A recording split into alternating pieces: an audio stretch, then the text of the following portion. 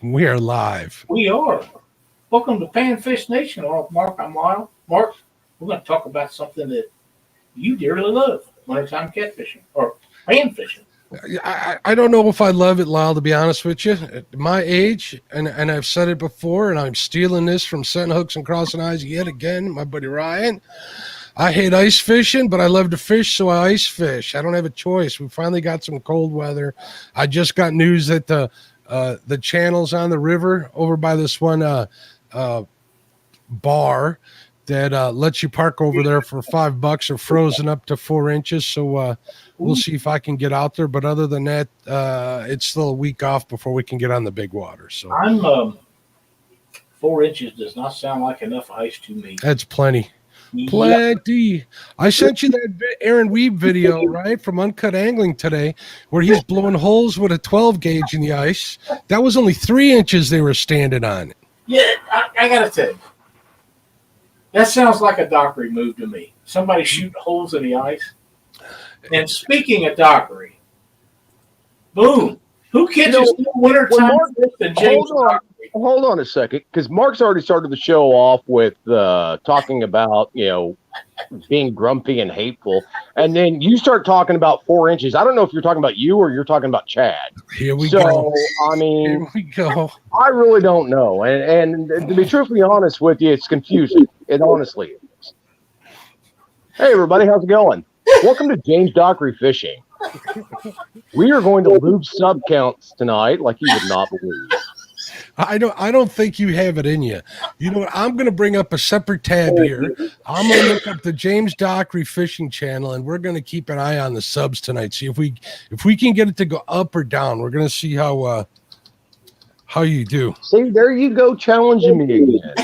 And just so that we are perfectly clear, my opinions are my own. They are not Mark's or Lyle's. So if I say something to piss people off tonight, so be it. I do not apologize. All right, just for the count here, I'm looking at James Dockery Fish, and I see 371 subscribers. Let me see if my counter that doesn't say 25, yeah, it says 371, so we're caught up there. We'll see if we can't get that to go any higher. You want me to grab my counter? I already know what it says. Don't make me go catch 26 perch. Dude, there's dust collecting on that counter now, man. It's weird. Like rusted straight shut. Look at this. And we already got angry faces in the chat. Hey, Dale, how's it going, buddy? What do you say? I say hello to everybody, guys, before we get carried away. Better do that. Make it quick. Make it quick. I feel I'm pretty quick. We know how some people are pretty quick. Yes. We know you're quick. We've all heard stories from Sheila. Come on, let's go on. Oh, there we go. Goodbye. He doesn't even know what Sheila looks like, by the way, folks. And I keep it that way. I see Alan Parshalla in the house. What's up, Alan? There's Avid Fisherman. I'm going to take my time because Dockery because Dockery's trying to rush me. Huh? I see Big Bill's Veterans Catfishing. What's up, Bill? How you doing? Buck Williams in the house. Carmel Muncie. What's up, buddy? Catfishing with Kaz. What's up? Saw that Spoonville video today. Very cool. Congratulations. Miss Chrissy Brown. What's up, Chrissy? There's Christina Dunnigan, my favorite Dunnigan. How you doing? There's Cindy Stokes. Cindy, you might not want to watch this when these two get together. It might be a little embarrassing to the family. Crappie Dave Fish on. What's going on? Creole Catfishing in the house. The new co-host on Roger's show. What's up, Creole? I see Dale Hayslip, Dan Thompson, Danimals Creations and Adventures. There's Eric Massey Jig Company. How you doing, Eric? What's going on? Ernie Brown in the house. Fat Boy Catfishing. There's Chad's new name, Fields to Waters. Good show tonight, Chad. Fishing with Big Mike in the house. I see Fish in the Mid-South. What's up, buddy? There's my friend Trey over at Fish Smack. I heard you got a good video out today. I haven't watched it yet, but people have told me it was pretty good. Having to do with something that's near and dear to Dockery's heart. Viagra? Or a mention of Viagra. Freddy's Outdoor Adventures in the house. You're saying. It's all mine. D, what's up, Sister D? How you doing? I want to say hello to Betty too. I think she's watching in the background. What's up, Betty? How you doing? Been thinking about you and Brandon quite a bit. There's Itty Bitty Kitty Committee. What's going on? Hooks and Hammocks. Hope you're feeling better. He was a little under the weather. Let's see. James Alba. What's up, James? James Kirkpatrick. Hey, where did Lyle go? Nowhere. Did he just wander off? We got to put a police report out on him or what? I don't know. Cindy probably told him to go pee in a corner, and he's standing in a round room. So here we go. Joe Buck 66 in the house. Me and Lyle are going to be on the Kirkpatrick show, going head to head on their game show this weekend. I'm looking forward to that. John Boy's Catfish in the house. There's Lance McCouguy, LG Bass in the house. How you doing, Tom? Matthew Schott. What's going on, Matthew? Hopefully I said that right. The great Maurice Kaysen. I see Mike Irvin. Mr. Kitty Whiskers in the house. There's Roger Muscat Adventures. Northeast Missouri Angling. What's up, my friend? I see Paul Catches Them All. Love that name. Philip Williams. Pontoon Jody in the house. She'll be going live after this. I believe she's doing a question and answer show tonight. I see Quiet Man Curtis in the house. Real Gals Fish. Hope you're keeping Richard in line. I imagine you are. Stonefly 71. Super Dave, one of SK's great mods. I see Terry Petefish the second. Tim Molina, what's up, my friend? There's Frank over Twisted Fishing TV. Matt Want to Be Outdoors, who's sending me pictures of stuff that I'm probably going to want to buy if Lyle finds out what it was, but we're not going to go there at all. We're not getting involved. I see Buck Williams, Amy Evans in the house. What's going on? We got some people coming in late. If I miss them, I'm sure we'll holler them out during the show. I'm sorry I had to leave, Mark. Your mic is down, Lyle. Sorry I had to leave, but I was making a trip through the house since we're going to be on the Anglerholic show Saturday night, and they make everybody run around the house grabbing stuff. I thought I'd practice up right quick while you was going through everybody's names. don't let him lie to you, folks. He's got a small bladder. Had to go pee. You got your finger on that and button? I invited him on here for tonight. Do you want me to have my finger on the button, or do you got it covered? No worries, Chad. I am still poking both bears with your hand. Oh, here we go. This is the first show of the new year for Panfish Nation, isn't it? And it could be the last. Yeah, it could be. Hey, before we get started and all, jokes aside and everything like this, Caleb, buddy, you hang in there, man. You've got this. Absolutely. You'll kick this shit in the ass, and we'll all be fishing together here pretty quick. That's right. We want to make sure that everybody's thoughts and prayers go out to Caleb, Betty Jean, and Brandon's son. Fell in a fire by accident, and they wasn't horsing around. Nothing that doing anything they wasn't supposed to. They was just playing around, and somehow he got in the fire and got burnt pretty bad. And we need to keep that young man. He's a great kid. Yes, he is. A great kid. We need to keep him in our thoughts and prayers.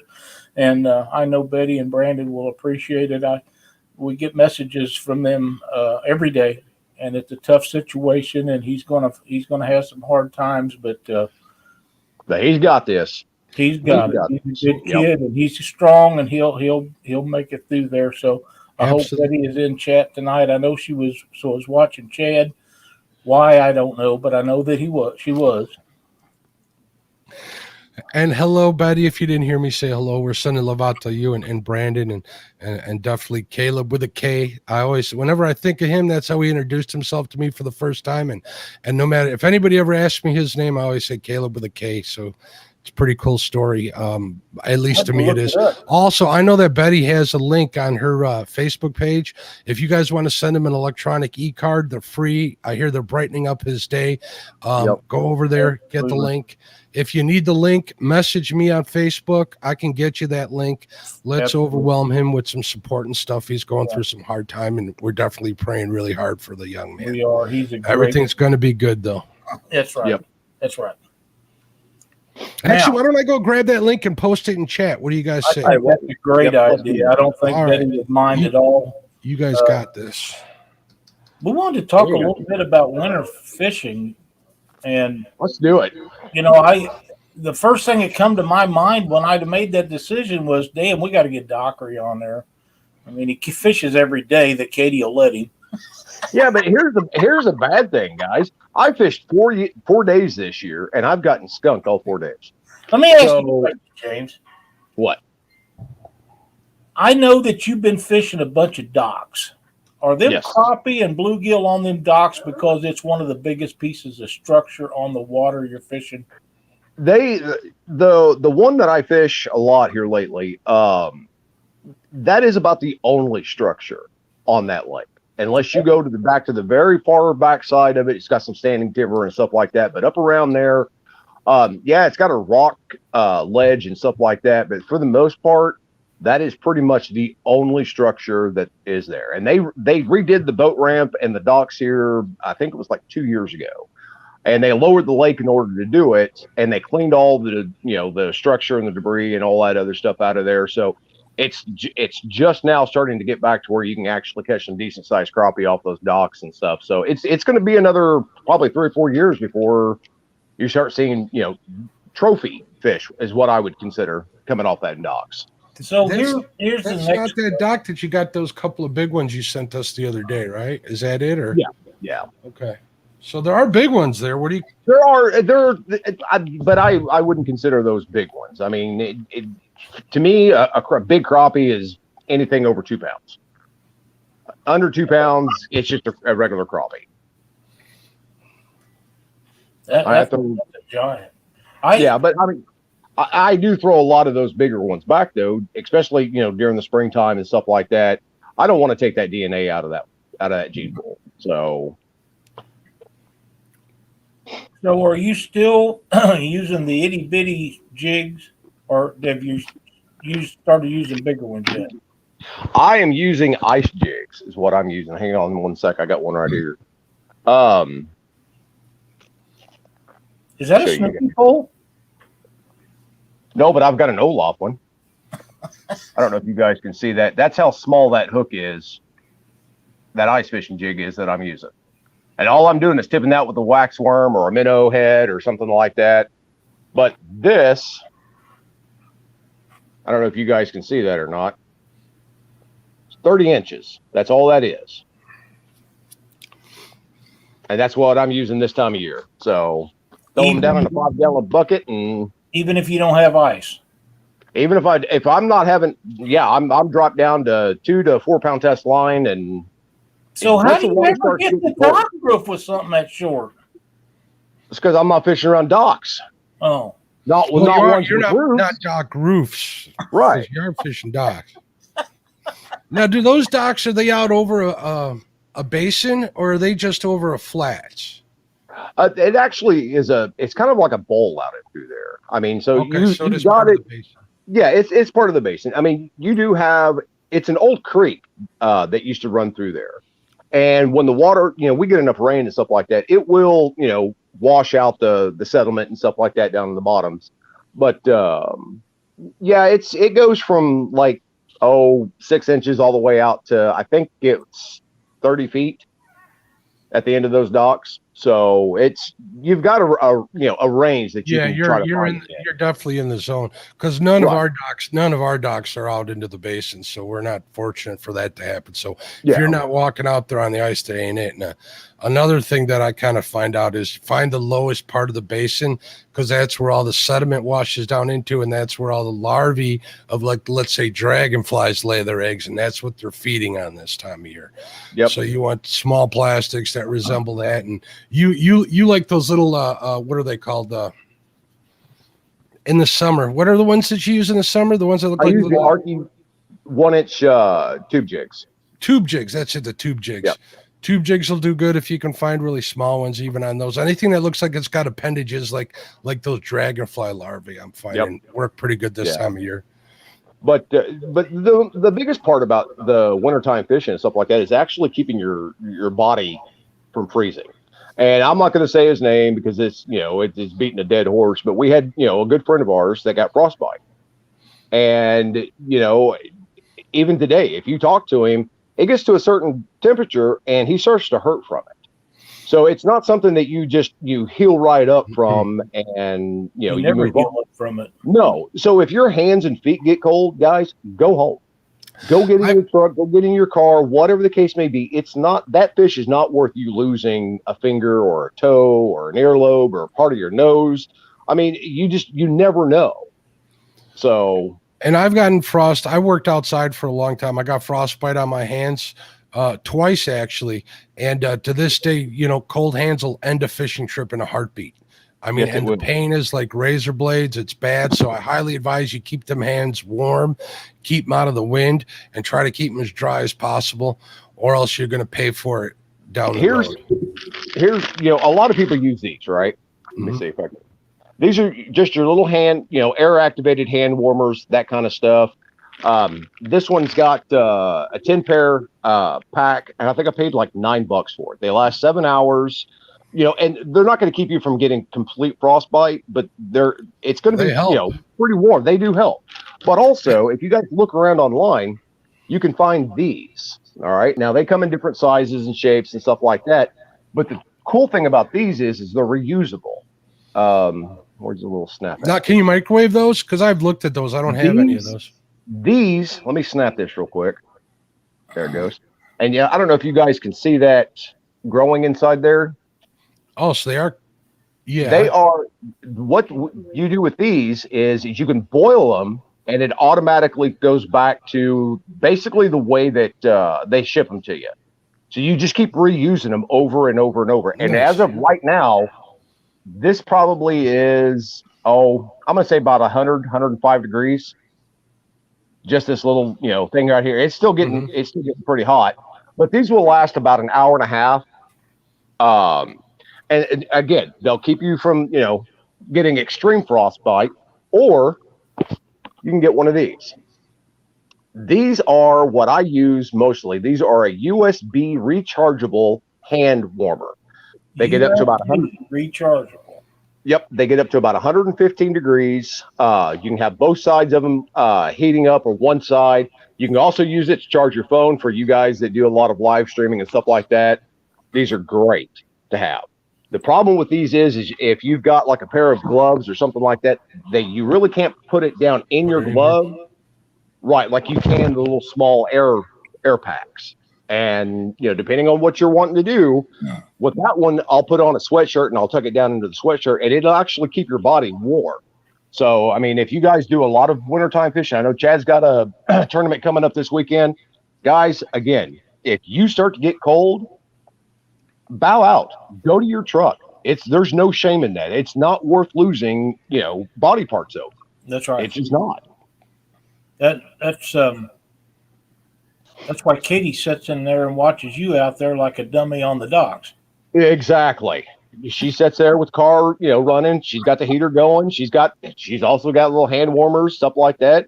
And when she gets cold, she's like, "Hey, idiot, get off the dock. It's time to go home." And that's what we do. And you're lucky to have her for that, because I know you'd stay out there until you fell over. I would stay. You ain't kidding, Michael. This is there's no batteries in this, bud. This is just a rechargeable heater.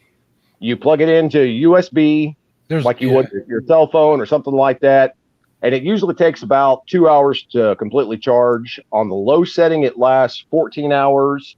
The medium setting, I think it lasts 8, and on the high setting, it lasts 4 hours. I'm guessing the built-in battery is probably one of those 18650s like they use in those vape pens. Right. They're the standard battery in a lot of rechargeable stuff. Don't quote me on that. That's just a guess. But they're the ones that are going to have the capacity to be able to do that. So that's right. Speaking of Chadwick, did you guys know that Chad has joined me on Monday nights at Catfish Weekly? He was not the person I wanted you to go with. I know me and you've talked about it. I know. And I told you who I thought, you know, was going to make a better co-host, but I mean, you blew me off like you always do when I have an idea, and went with Chad and said. I had nothing to do with it, folks, so don't blame me.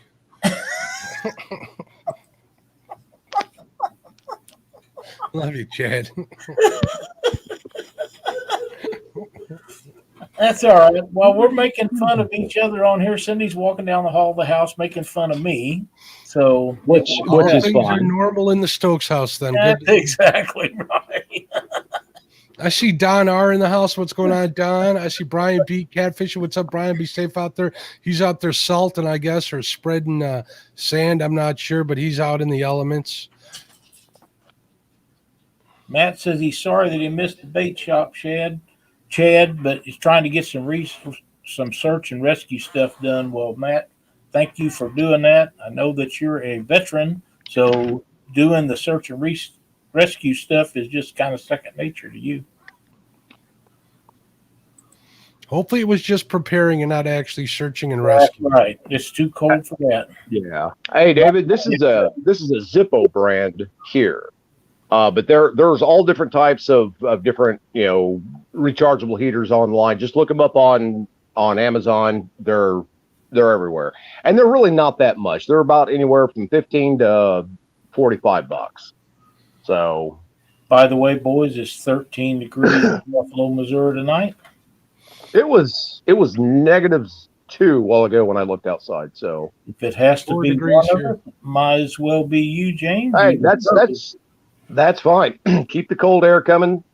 That separates the real fishermen from those who won't fish in the cold, Lyle. There's no doubt about who's not going to be doing it. Back to the hand warmers. I do have a pair of those Zippo ones that you fill with lighter fluid, and they work okay. But the one thing is, I mean, it's technically an open flame. It really isn't an open flame. It's basically just burning inside of like some metal shavings or whatever. But if you have them in your pocket too long, you'll put them out, or they'll stop getting any warmer than you need them to get. So just a word to the wise. But other than that, if you remember to pull them out of your pocket and give them some oxygen every half hour, every hour, they'll get pretty warm as well. Yep. But no, the colder it gets, the more excited I get about getting out on the ice and doing some ice fishing and stuff like that. So it's all good. Let it get cold. Something that come to my mind last year when Jerry and Rob was fishing, I kept thinking at any moment we was going to see them put their hands in each other's pockets, but they never did. No, but we saw Parker in a chicken outfit. We did.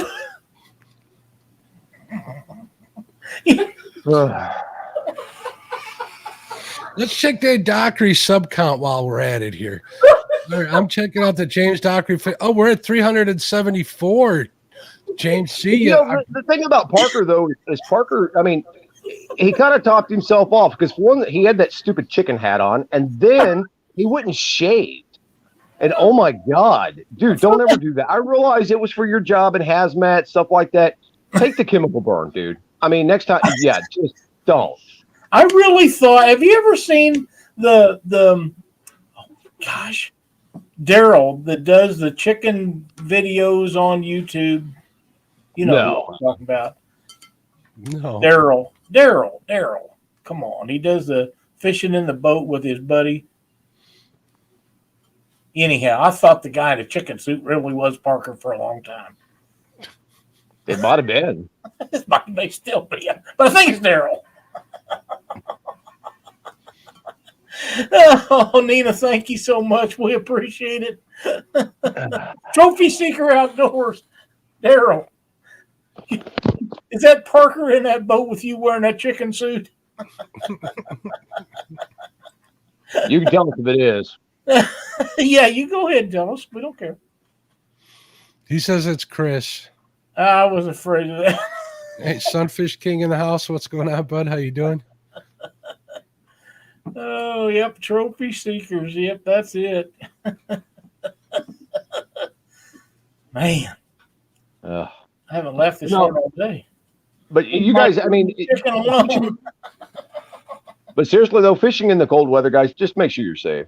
Just stay warm. Yeah. Don't do what I do. Don't do stay out there. Stuff. Exactly. That's right. Test the ice. Test, if the bank is slick, don't get near it because you're going to go into water. And oh man, that's one of my biggest. There's a creator I know, and his saying is "Stay safe, don't die." I think that's pretty good advice. Pretty much. For some people. Yep, I agree. Frank says, that's my best piece of advice. Go comfortably and you will enjoy it. I can rough it, but it's far more enjoyable to be warm and dry in a shelter. I agree 100%. Yeah. Nothing Yeah, like a can of raviolis warmed up over a little buddy heater when it's like 2 degrees below zero either inside a shack. So That's true. that'll warm you up. Who was it that was cooking hot dogs? They'd come up with a certain size hook and all that stuff. I don't remember who it was, but they were out fishing and they were like heating their or cooking their hot dogs on their buddy heater. Yeah, you can use those 5-gallon paint cans. They sell those grates that you can use to roll your roller up against to remove the excess paint off. A lot of guys rig them up right over their little buddy heaters so they can cook on top of those little grates right in front of them. A lot of guys do that. Works pretty good. Crack open your can of Vienna sausages and set them on your buddy heater and let them warm up. Pour the juice out and eat them babies one right after the other. Sunfish King, as soon as it warms up, this old man ain't getting out at 13 degrees and doing no fishing. Trust me, if I can actually start getting some of these yellow perch caught from them docks, you'll see old Lyle doing a little bit of ice fishing this year. Now's the time to do it. This is the time they love, man. Find the lowest spot in there, drop a jig and spoon with a minnow head ripped off at the top if you can get a hold of it, or even waxies. If you got some waxies, they like that is just as well. But that's the way to go after them. I've been seeing some jumbos come out on 87th Street, but not on pier, out in boats and stuff. Some bigger ones than I've seen during the year, but everything I've been seeing caught off of the piers or the slips have been kind of on the small side. Yeah, see, I kind of got some actually bad news about the place I've been fishing for those yellow perch is I was talking to one of the biologists, and they've actually seen a really big decrease in their population in the last 5 years. So they're not sure why, but it is what it is. They never did stock them in there, so they will not restock them.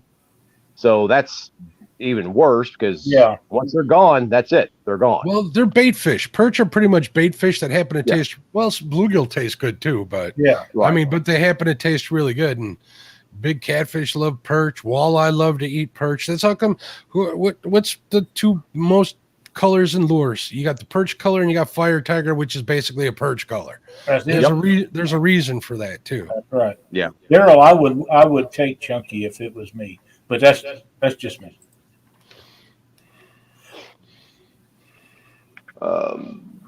Somebody asked something.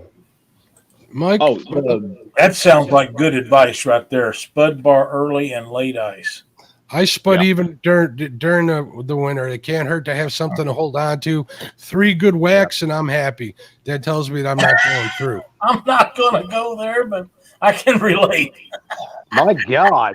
See, I had calmed back down, and then Mark starts in with all this crap, and Cindy's yelling at us. It's a family-friendly show, so I'm sure we're all going to get it after this. We keep forgetting that. Back to Mr. Morello's question, I actually use like either a shore lunch for my perch, but I always I like marinate them in Frank's Red Hot. That's good stuff. Or I'll use the sour cream and flour method that I use with heavily seasoned flour, and it works pretty good. But blackened don't hurt either. So yeah. And for me, it's Zatarans. Zatarans, you dip them in Zatarans, put them in a pond of hot grease, and that's the end of that. And Creel, you come on up here, buddy. I'll get you and Lyle both out on some ice. Yeah. 6 inches will hold you up fairly decent. Did you hear that grunt, James? Oh, yeah, I heard it. Sounded like he got bad results from the prostate doctor. I know.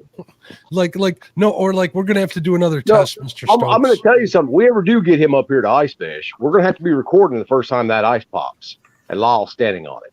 LG, no, I ain't gonna be out there. It pops, I'm out of there. LG, I'm telling you, I have a small little restaurant. Used to be a truck stop years ago out in the boonies. You can ask Josh and Christine about it. All you can eat shrimp on Friday nights. They're either deep fried or boiled. And I love it. My favorite place to eat around here.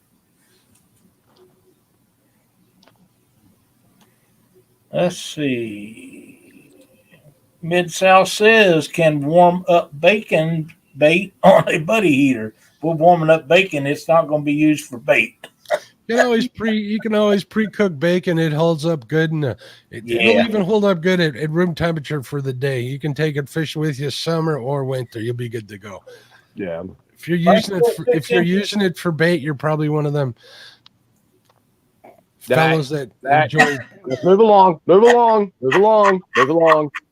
Easy, Mark. Easy. Frank says 6 inches of bait is 100% not going to break on you or 15 of your friends. Yep. I'll take your word for it.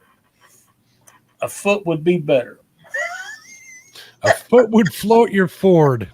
Yes, it My would. Ford ain't never going out on no ice. I'm going to tell you that right now. No, there is something to ice fishing, guys. I mean, it really and truly is. It's I'm sure it looks fun. It's relaxing. Yeah, I'd be all over it. Ice fishing is awesome if you got a long enough season. I'm right at, like I keep saying, I'm right at that line, and I think you are too, where the season's really short. You can't really get too like in. You can't get into it as much as I'd like to.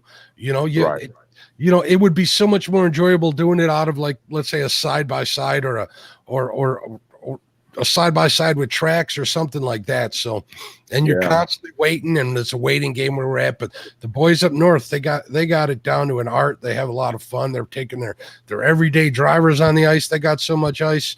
They got more gear than a lot of people I know. Them ice fishing guys are maniacs. Yeah, they are. And one of the big things about ice, guys, find somebody to go with you. Or tie yourself off to, a tree next to the bank, or, an anchor or something like that you can actually pull yourself up out of the water if need to be. Don't go, thinking that you're going to be safe by yourself, because you never know. I mean, you could step in a wrong spot on 6 to 8 inches of ice, and you still go through. If it's bad ice, it's bad ice. So find somebody to go with you, or at least somebody to say, hey, yeah, that's where the idiot went under the ice and he never came back up. So, see, and that's why I ain't never going. Don R says we've been on the ice since mid-December. How far north are you, Don? I think Don's up in that's one of the cool. Dakotas, if I'm not mistaken. I could be wrong. It gets pretty cold up there. Yeah, I think we've got about 2 to 3 inches of ice last time I checked, but we've had some south winds here recently and stuff like that. So it's probably not really all that great, but after, I'll probably say Monday or Tuesday, it'll be cold enough, long enough that we can have some decent ice for me to get out on. Jeremy, I feel you, brother. I feel you. The first time that ice cracks, you're right. You are 100% correct. This is a question that a lot of people ask, and an 8-inch hole, which is what I usually use, is you can get a big fish through an 8-inch hole. A 10-inch hole, if you're standing in front of a 10-inch hole, it's like standing in front of a swimming pool. It'll make you feel uneasy. You'd be surprised how the size of a fish. But if you got like one of them big sturgeons, you drill a hole right next to it, adjoining to it, and that's how you get the fish out. You figure it, or you can Mickey Mouse it, and you'll bring that fish right out of that hole. I've seen them guys drill 2 holes right on top of each other, and man, you get a giant fish out of that hole. Yeah. That's crazy how big a hole that is. But no, like what Mark was saying with that 10-inch hole, it does. It feels like you could fall into that thing. Well, what happens is you step in one once, and that's enough to teach you a lesson. And you get on high, because your foot at size 12 will fit in a 10-inch hole. It really will. Oh, yeah. It's 10 inches across, but your foot will slide in there like that, and it'll wake you up when you get a cold foot like that, and it'll keep you on high alert. I'm pretty sure you're right. There's no doubt in my mind. It wouldn't. I don't think it would matter how big tall of a boot you had. That cold water would find its way over top of it. Oh, you'll definitely be able to find out how good your boots are. Oh, they fill up pretty good. They're waterproof from the inside out too. That's the problem. Yeah. Yeah, I know. But no, I try to fish year round. So, I mean, even when the ice is thin up through here, I'll still try to break some ice around these docks and stuff like that. Just try to get, a couple of fish. This year has not been successful at all. So Hey, there's Lynn in the house saying hello to everybody. Welcome, What's Lynn. going on, Glad to see you in here, buddy.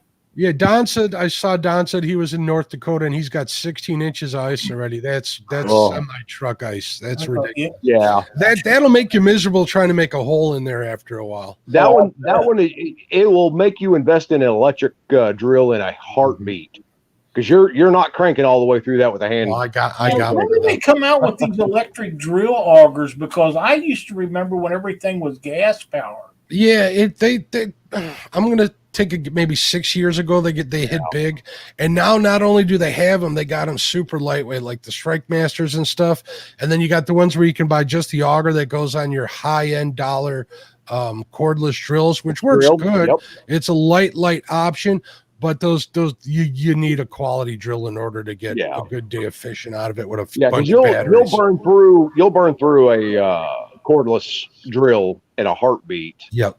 If you're doing a lot of drilling and putting a lot of holes in the water and stuff like that. So I got a second gen, I think, or a first gen ion ice auger, and I'll get like 80 holes out of it on a one battery. Oh, and wow. But it's heavy. The one I have is heavy because it's got the steel auger still. It doesn't have the plastic flute or anything. They've cut it down from, I think mine's 13 or 14 pounds. I think they're down to around 6 or 7. Don't quote me on that. Yeah. But weight's makes a big difference. Not because you're going to fall through, because you got to haul that gear all out and drilling all those holes to wear you out. Hey, Gerald, let's see you in here tonight, my friend. I just am blown away with the fact with these new batteries that they come out with, these electric drills now, cordless drills, that they don't last quite a while. But you're not. But a lot of people, with exception of us, really crazy people. A drill bit that's this big around versus an ice auger that's 10 inches. Well, you're not really drilling; you're scraping with that line. Right. You scrape. It's like shaving a snow cone. You're not really drilling a hole. You're kind of shaving the ice until you get through it. Well, there you go. And you'll find out really quick if you need to replace your blades or not on a ice auger. If especially if you're using a handheld one that you're sitting there just going around in circles with, and you're trying to get down through 6 inches of ice, and you ain't getting anywhere. Hand augers are a good option. If you got 4 inches of ice, that is not bad. 6 inches of ice, that's not bad to hand auger. But if you're doing a grid of 100 holes trying to get onto some basin crappie, you'll get worn out after a few. Oh, yeah. Now, Dennis is after my heart. He's using a chainsaw. I've seen guys do that. I really have. And, they drill. And I've also seen guys like Luke Hinges and stuff like that. They drill 4 holes. And then they take the ice saw and they go right in between those holes. And oh man, they're awesome. And they'll shove that ice down up underneath and send it on its way. And then they've got a big giant pool that they can fish in. But Luke Hinges drives a brand new Chevy truck out on that ice. Yeah, if we had thick enough ice here, I'd be doing the same thing. I remember the Wisconsin fisherman talking about dropping his 4-wheeler in the lake last snowmobile. Snowmobile. Yeah. Yeah, I ain't doing none of that. Well, he got it out. BFD. He admitted that it was by his own doing. He should have been a little more careful, even when we had him on the show. I watched Josh last week almost fall through the ice too, over in Nebraska. Well, that kid fishes in what, like 2 inches of clear ice is the strongest ice, but 2 inches is big marble. Is not, and 2 inches of ice is not. I mean, you can get out on it, but you run a risk. I know some gentlemen of smaller stature, no offense, Dockery, that'll go out on 2 inches of ice. I'm not even kidding.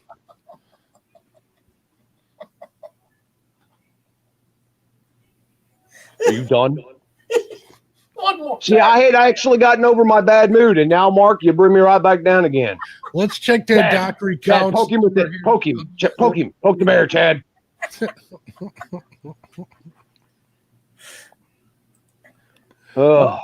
Whoop, I got the wrong one. Where'd it go? No, I don't want to put anybody in timeout.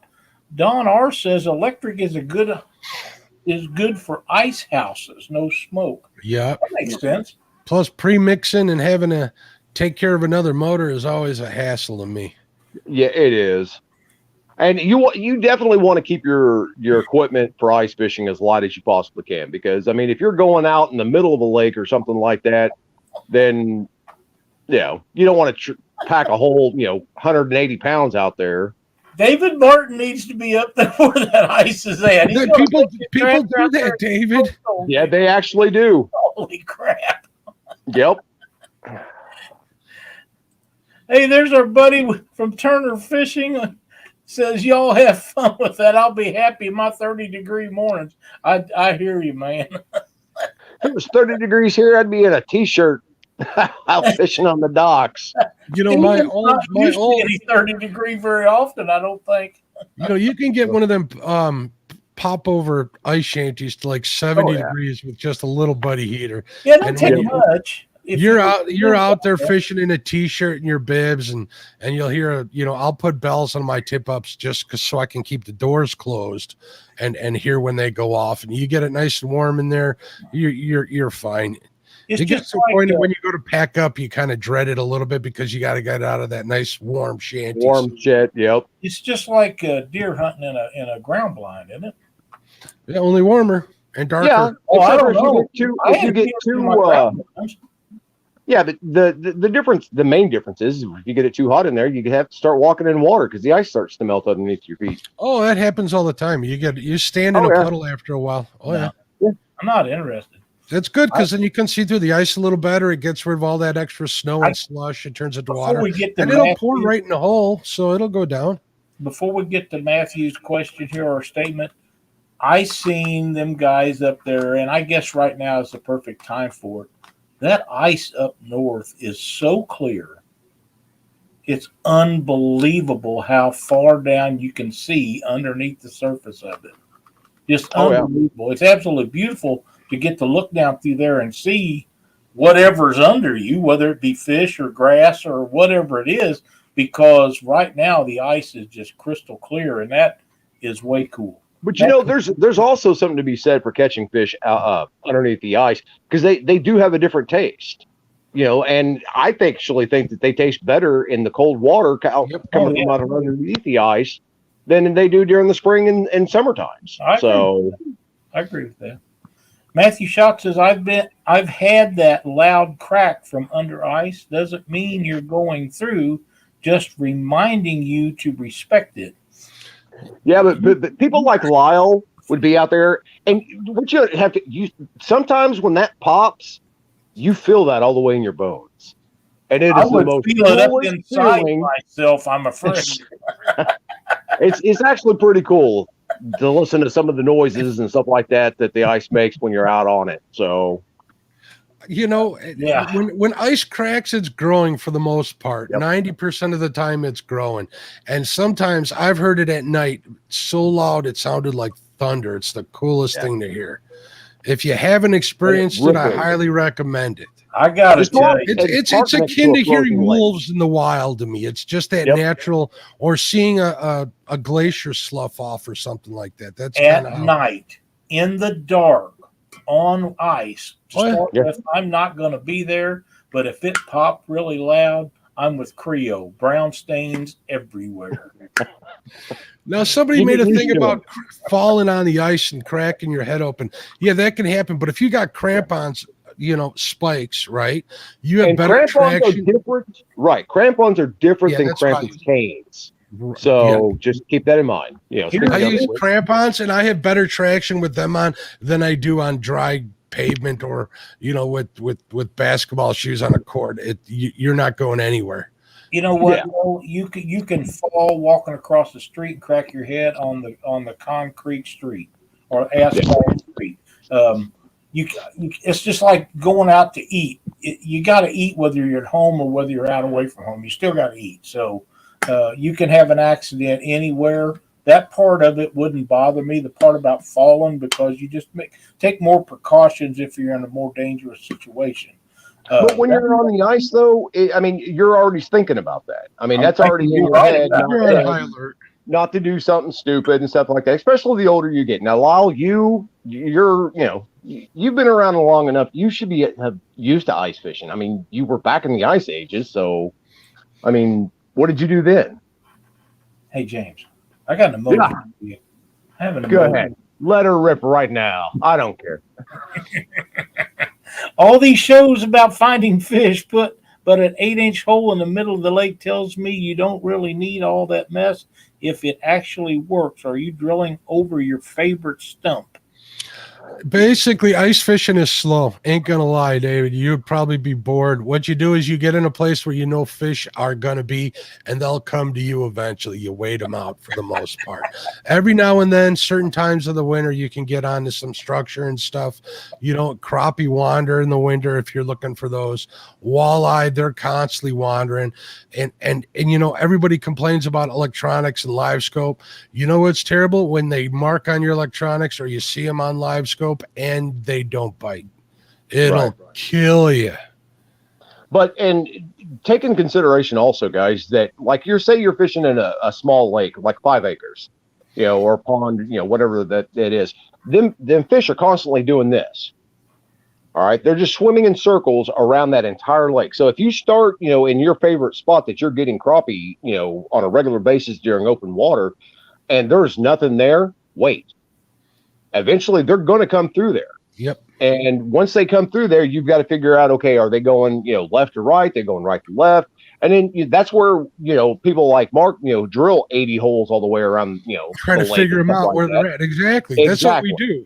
Follow them around. Yeah. You really want to you're constantly looking for them. And if you're not, and if you're not, well, then, you're going to catch whatever happens to swim by. Yeah. But if you're fishing over structure. Right. Sure. That's called hold hopping, and then you got, shanty fishing or one or two. It all depends on the weather and stuff. Hold hopping's fun because you're traveling light. You got your, you got your electronics, you got your pole, you got your holes drilled out, and you kind of figure out which way they're moving, and they'll go around in a circle for a while until you get on them, and you'll figure it out. You just got to get on them. Right. David Smith says, "Yeah, I hear ice breaking. There's going to be a warm pile thawing the ice underneath me, David. That's how you get a free hole without having to drill it. It'll melt right through." And guys, this time of year is great. Is one of the best times for you guys to be starting to put your crappie beds and stuff like that in. So if you got your old Christmas tree and, or check your regulations, guys, because there's a lot of lakes that will not let you put structure in the waters. There's even more and more that are starting to come up in those crappie houses that they're making out of plastic tubes and stuff like that. There's a lot of places that are starting to ban those from putting those down into the water because eventually that plastic deteriorates, it gets into the water. So keep that in mind. Just check with your regulations. Where they was talking about Christmas trees, and they said about 6 to 8 months is as long as they last underneath the water for structure. Is that actually true? No? That's not true. They'll usually last, depending on how big of a tree you put in there. They're eventually going to rot out. But if you do it right, you're going to get about 5 years out of your crappie bed. Okay. And by then, and usually 3 years, you're adding to it anyway. And if you try to always drop right back onto it, the last crappie beds that we put in with the Department of Conservation, we dropped the trees and stuff in the water, and it took less than 45 minutes, and it was filled with fish. The second that they see them, they start congregating. They don't want to leave that area. And they will bounce from one spot to the next spot to the next spot to the next spot. So, and they're constantly chasing that food. And where did you put them trees at? In the water. Okay.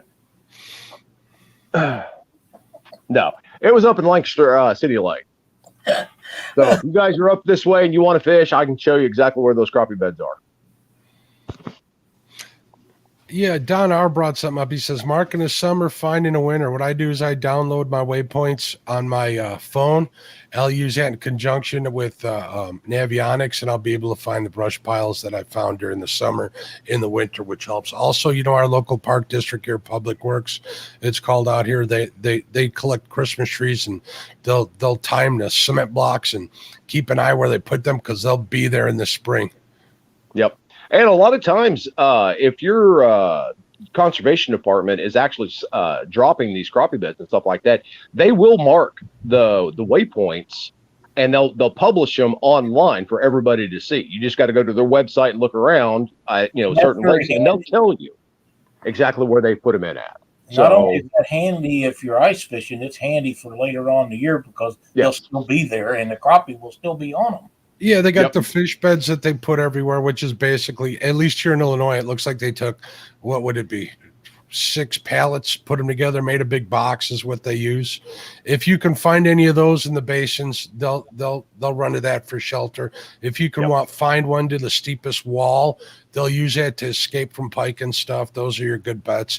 Or even like those steepest, I call them walls, but the steepest drop off into the basin. If they get to that, they're going to treat it like a wall and they'll turn around. Those are high percentage areas as well. Since we're talking about that, a lot of time they'll travel from fish bed to fish bed as well. It's like, safe havens for them. Rustic, and they're also chasing that bait. We appreciate your support more than you will ever know. I promise you. What was you saying, James? I'm sorry. So they'll follow the bait in between those crappie beds. Once the bait leaves out of one, they'll start moving to the next one. And do you think that the shad go up in around them beds? Oh yeah, them trees. Yeah. They do, but I haven't found any crappie chasing shad. Usually in the winter, they're looking for all the micro baits and stuff, which is why all ice fishing grubs and stuff in the mud. I watched the guys do that today in one of the videos, and they pulled stuff out of that fish's mouth and pretty nasty. Yeah, that was that one that I sent you where he was blowing holes in the ice. Yeah, those are the dragonfly larvae. Yeah. So yeah, it's pretty gross. Well, you've got your damselfly larva, your dragonfly larva. I mean, there's all different types of things that they're down there, and that's what they're primarily eating on during the winter, unless they can find an easy to catch minnow or a small shad away from them. They're not going to go and just hunt these things. So a minnow hook on a spoon. I mean, a minnow head on a spoon, that they can't resist that usually, especially the bigger fish you're chasing after. What? And then, pike will go after any dead bait. Even, some people say they claim they catch them on a hot dog, a whole hot dog. I don't doubt it, but they're opportunistic. They'll go after a lot of dead bait at that time, which is why tip ups are so effective this time of year for them. And you just got to remember, just downsize and slow down. That is the biggest key to ice fishing. You're using smaller lines, smaller hook, smaller rod and reel. You can land 20-pound muskie or something like that on 6-pound test line. You just have to learn how to set your rod or your drag up properly and have patience fighting that fish.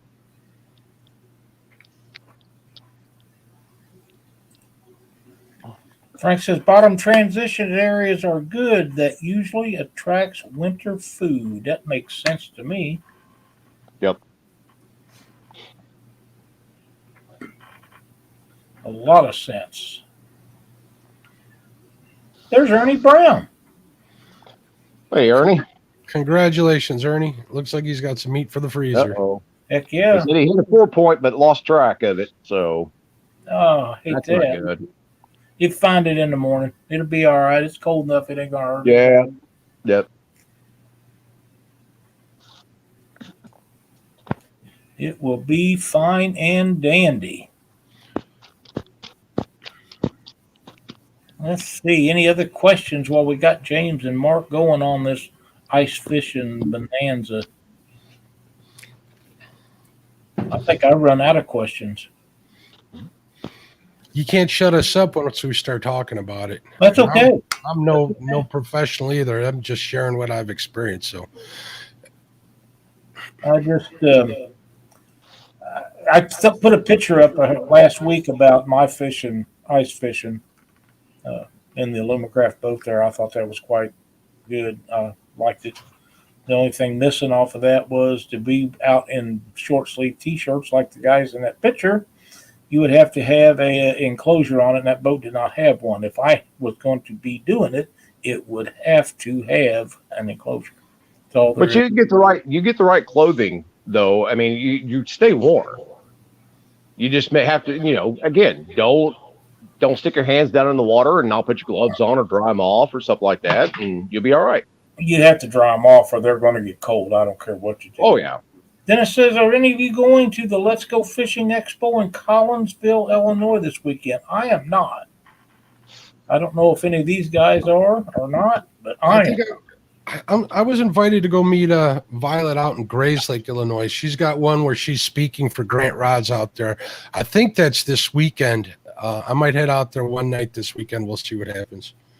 Other than that, they've been canceling a lot of the shows. The one I look forward to every February has been canceled. So that's usually a pretty big one. We're closing up on account of this new COVID variants. And, yeah.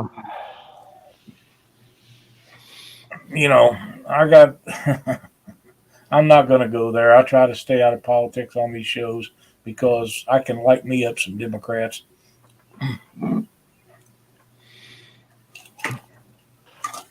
Yeah, no, I don't. I'm just sitting around the house waiting for the ice to get thicker or thinner, one way or the other. It'll be next week, and I'll be out fishing again. So usually we'll have one good week in December here. Last 2 years, that hasn't been the case. Yeah, and that happens every now and then. It goes through swings like that. You'll have a couple of good years and a couple of bad years. Yeah, and we had some decent ice last year that I was able to get out and fish on and stuff like that. We actually did a trout fishing class on the ice, which is a fun time, but it'll melt off quick. I mean, you get comfortable going, oh yeah, you know what, I'm going to go ice fishing this today, and you walk out your door and it's 45 degrees, and you get down to the water and it's like, oh, that's not good. That's one thing I haven't done was catch trout through the ice. I really wanted to do that, but by the time winter comes along, they're pretty much all caught out, or your chances of catching them are slim to none. And the places that stocks the stockers here, they close at dusk, which is when the trout pretty much bite, from what I'm told, through the ice for the most part. I would like to get up to Milwaukee this year, but I've never been up there ice fishing in the Summerfest grounds there, and I feel uncomfortable going out on the ice on Lake Michigan alone or without someone I don't know, and we'll see. I thought about hiring Eric Hutcha to take me out there, but we don't know if that's in the plans for this year. Dennis said he will be hanging in the Thumper Jig booth at Collinsville for anybody that's going down there. If you happen to jump down there or in the Collinsville area, go in there and holler at him. You'll have a great visit with him. He's a super nice guy, very knowledgeable about fishing up around Lake of the Ozark or Truman Lake. Like the Ozarks too, maybe. It looks like Avid's going to be there. Avid, you should hook up. You two. Absolutely. You guys can chat away. Yep, that would be fun. Hey Scott, how are you? Joy Stewart. Looks like we got some new people coming in. It's a little late, but it's never too late. Yep, Mark Twain. I knew where it was. I just got it wrong. I'm gonna have to get a hold of him. City's Chackle booth also. Might have to get a hold of him and pick his brain this springtime. So me and Kitty head up over there and see if we can't figure out the better places to go. So I have a question for you, James. Since we're talking about wintertime fishing and cold weather, and I do know that there is a really warm water lake near you that is a hot water discharge lake. Yep. Are you going to go after flatheads in that lake this year?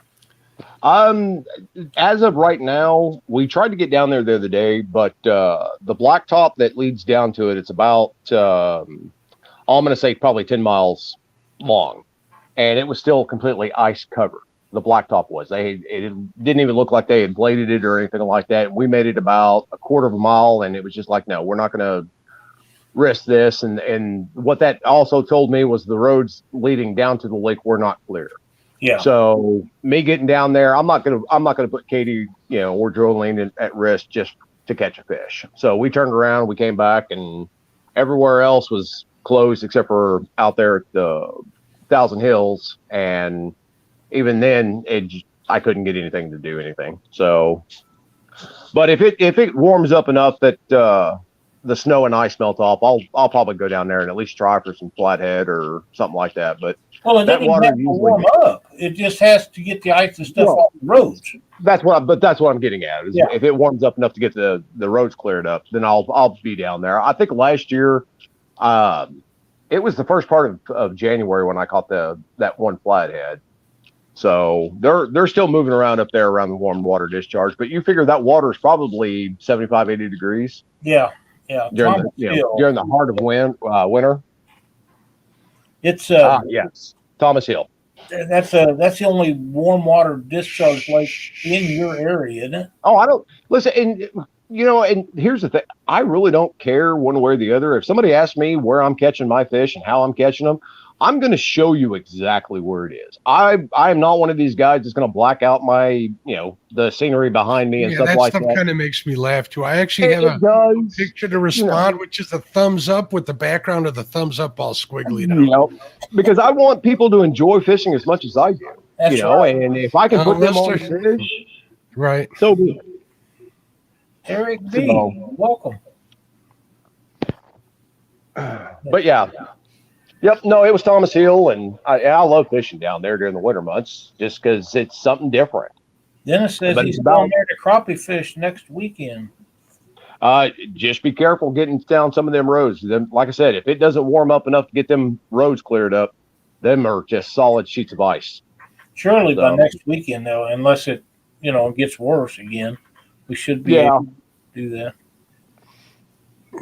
If Frank says LaSalle is the nearest, like I haven't been to LaSalle since I was a young man. It's been a while. That has been a while. It's been a while. Further back than you can remember, Lyle. I can remember back further than that, I promise you. Oh, man, Dennis says he only lives 10 miles from there. That's way handy. Really? We may have to meet up there one of these days, bud. Say I'm down there about 5 or 6 times a year during the winter. Yep. And if not, I'm up here chasing crappie or bluegill or trout or I don't know. I'm actually kind of hoping to fish a little bit more this year than I did last year, which still kind of throws me off, but that's all right. Well, so it is January 6th, James. Yes. By this time last year, you already got like 100 fish caught. How many you got caught this year? 0. I have not hooked into a single fish this year. I've gone 4 times and I've not hit them. And it happens. It happens to all of us. We just go through it dry. But it doesn't mean I'm giving up. I got good news for you, though. I got good news for James, though. He's had 375 subscribers. That is awesome. You know who really finds that funny, though? James? You. No. Rob Chance. Well, I know. Yeah. I wonder why that is, James. He's just rude. I mean, he sends me these messages and stuff like that. I don't know. Yeah, Chad, you're beating me this year. There are a lot of people that are beating me this year, but that's all right though. I'll catch back up here pretty quick. That's right. Hello, Kevin. How you doing? Glad to see you made it in. It's awesome to have you in here. We're heading up to about a little over an hour. Do you mind if I talk to the guys for a second and chat? Go ahead. And okay. What about the ladies? I got my finger on the button, Dockery. So. Yeah. I hear you. And this is to some of you guys. I apologize. I haven't been watching a lot of YouTube and stuff like that. I've actually got burned out on it. And let's be honest, a lot of it is just the same thing over and over and over. It's the same guest week after week after week. I'm going to throw Lyle under the bus here because when I first started watching Catfish Weekly and I went on his show, he basically told me that, his one rule was, if you come on Catfish Weekly, don't go on another show for, at least a month. And that way, because if you go on too much, you lose your pizzazz. You just really do. So I do watch a lot of shows and stuff like that. Some of the shows I don't watch anymore because, well, it is what it is. And these people can't come up with a idea without stealing something from somebody else's. So, I'm not going to mention names or anything like that, but the women's show is coming up on Chad's show is going to be a good one. So you guys make sure you tune into that one. That's going to be an awesome one because that's an original idea. And let's be honest, Chad comes up with a hell of a lot of ideas. His tournament, and then look, everybody and their brother has a tournament, and it's the same format and stuff like that. So I don't know, but anyway, that's all I got to say. Or I could say more, but it's not my show. So what? Nothing. 0-0. You know what, Lyle? This year's going to be different. Not holding back. Seriously? I'm not holding back this year. Frank says, I think Dockery would explode on social media if he does TikTok videos. You wouldn't like them. They're just angry and mean and ranty. And the thing is I'm really not that mean of a guy. Well, not always. Really? But, yeah. No. Warrior Hearts Fishing, welcome to chat, my friend. But you probably ought to end the show before I say something else. That did cross my mind. Hey, we are about an hour and 12 minutes. Yeah. Didn't know had been on here quite that long. But you know what? We've had a great. Trust me, I could go on about thieves and counterfeiters and End it. And what are you saying? End it for? End it. You don't want me to go on? Kick you off. Oh, apparently she's worried about my reputation. Unsub James Dockery Fishing, guys, is the best thing you're going to do in your life. No. Dennis says, I think Dockery and I would get into a lot of mischief, but it would be You just gained another sub after that. I'm gonna tell you something. Lyle has had me on the boat. Me and Lyle's, we've met a couple of different times and stuff like that, and it is fun. It is fun, but you don't want to go live because what you see on these shows is tame compared to what I actually am in real life. That is true.